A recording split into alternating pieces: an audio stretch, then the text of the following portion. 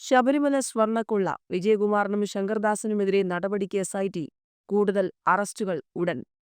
വലിയ കോളിളക്കം സൃഷ്ടിച്ച ശബരിമല സ്വർണ്ണക്കൊള്ള കേസിൽ ഉന്നതരെ ലക്ഷ്യമിട്ട് പ്രത്യേക അന്വേഷണ സംഘം നീക്കം ഊർജിതമാക്കി. ദേവസ്വം ബോർഡ് മുൻ അംഗങ്ങളായ വിജയകുമാർ, കെ.പി. ശങ്കർദാസ് എന്നിവരെ പ്രതിപട്ടികയിൽ ഉൾപ്പെടുത്തുന്നതിലും അറസ്റ്റ് രേഖപ്പെടുത്തുന്നതിനും ഉടൻ തീരുമാനമുണ്ടാകും. ഇരുവരെയും പ്രതി ചേർക്കാത്തത് എന്താണെന്നായിരുന്നു ഹൈക്കോടതിയുടെ ചോദ്യം. ഡിസംബർ 5 ശേഷം കേസിന്റെ അന്വേഷണത്തിൽ കാര്യമായ പുരോഗതി ഉണ്ടായിട്ടില്ലെന്നും ഹൈക്കോടതി വിമർശിച്ചിരുന്നു. കേസിൽ അറസ്റ്റിലായ പങ്കജ് ഭണ്ഡാരിയെയും ഗോവർദ്ധനെയും വിശദമായി ചോദ്യം ചെയ്യാനും അന്വേഷണ സംഘം തീരുമാനിച്ചിട്ടുണ്ട്.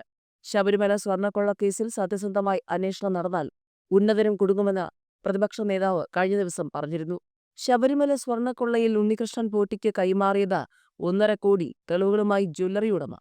ശബരിമല സ്വർണ്ണക്കൊള്ളക്കേസിൽ അറസ്റ്റിലായ പ്രതികളെ കസ്റ്റഡിയിൽ വാങ്ങാൻ അന്വേഷണ സംഘം അപേക്ഷ നൽകും. ഉണ്ണികൃഷ്ണൻ പോറ്റിക്ക് വിവിധ ഘട്ടങ്ങളായി 1.5 കോടി രൂപ നൽകിയെന്ന് അറസ്റ്റിലായ ബെല്ലാരിയിലെ ജ്വല്ലറി ഉടമ ഗോവർദ്ധൻ അന്വേഷണ സംഘത്തിന് മൊഴി നൽകി. പണം നൽകിയതിനു ശേഷമാണ് സ്വർണം വാങ്ങിയത്.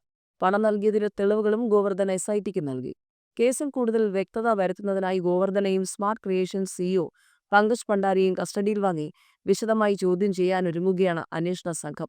താൻ നിരപരാധിയാണെന്നും സൗഹൃദത്തിന്റെ പുറത്താണ് സ്വർണം വാങ്ങിയതെന്നും വാദിക്കുന്ന ജ്വല്ലറി ഉടമ ഗോവർദ്ധൻ ജാമ്യത്തിനായി ഹൈക്കോടതിയെ സമീപിക്കാൻ ഒരുങ്ങുകയാണ്. എന്നാൽ ദേവസ്വം സ്വത്താണെന്ന് അറിഞ്ഞുകൊണ്ട് തന്നെ ഗോവർദ്ധൻ തട്ടിപ്പിന് കൂട്ടുനിന്നുവെന്നാണ് പ്രത്യേക അന്വേഷണ സംഘത്തിന്റെ കണ്ടെത്തൽ. ലോഹപ്പാളികളിലേത് ശബരിമല സ്വർണമാണെന്നറിഞ്ഞു തന്നെയാണ് കൊള്ളയ്ക്ക് കൂട്ടുനിന്നത്. ഗോവർദ്ധനെയും പങ്കജ് ഭണ്ഡാരിയെയും കസ്റ്റഡിയിൽ വാങ്ങാൻ എസ്.ഐ.ടി. 474 ഗ്രാം സ്വർണം കയ്യിൽ കിട്ടിയപ്പോൾ കുറ്റബോധം തോന്നിയെന്നും പരിഹാരമായി ശബരിമലയിൽ സ്പോൺസർഷിപ്പിലൂടെ അന്നദാനത്തിനും മാളികപ്പുറത്ത് മാല വാങ്ങാനുമായി 20 ലക്ഷം നൽകിയാൽ മതിയെന്നും പോറ്റി പറഞ്ഞതായി ഗോവർദ്ധൻ മൊഴി നൽകി.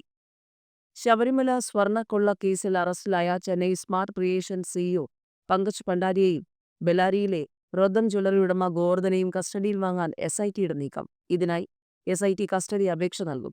ലോഹപ്പാളികളിൽ ഉള്ളത് ശബരിമല സ്വർണമാണെന്ന് അറിഞ്ഞാണ് ഇരുവരും കൊള്ളയ്ക്ക് കൂട്ടുനിന്നതെന്നാണ് എസ്.ഐ.ടി വ്യക്തമാക്കുന്നത്.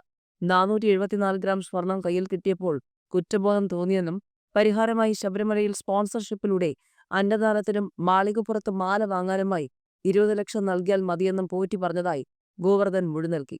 പണം നൽകിയതിന്റെ തെളിവുകളും ഗോവർദ്ധൻ എസ്.ഐ.ടിക്ക് നൽകിയിട്ടുണ്ട്. സ്വർണം സ്മാർട്ട് ക്രിയേഷൻസിൽ നിന്നും ഗോവർദ്ധന്റെ കൈവശം എത്തിച്ച കൽപേഷിനെ എസ്.ഐ.ടി വീണ്ടും ചോദ്യം ചെയ്യും. കൊള്ളയടിച്ച സ്വർണം ആർക്ക് കൈമാറിയെന്നതിൽ വ്യക്തതയുണ്ടാക്കാൻ ഇരുവരെയും വിശദമായി ചോദ്യം ചെയ്യുന്നതിലൂടെ കഴിയുമെന്നാണ് അന്വേഷണ സംഘം പറയുന്നത്.